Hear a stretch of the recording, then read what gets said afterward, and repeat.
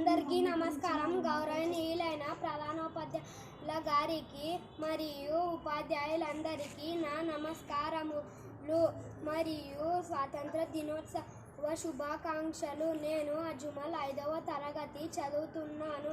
మనము ఈరోజు స్వాతంత్ర దినోత్సవ పండుగ జరుపుకోవడానికి ఇక్కడ సమూహమైనాము. మనము ఈరోజు ఇంత స్వేచ్ఛగా ఉన్నామంటే ఎందరో స్వాతంత్ర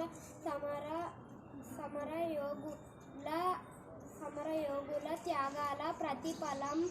అందుకే వారి త్యాగాలను గుర్తు చేసుకుంటూ మనము స్వాతంత్ర దినోత్సవ వేడుకలను జరుపుకోవాలి. అలాగే వారి త్యాగాలను వృధా కానివ్వకుండా మనము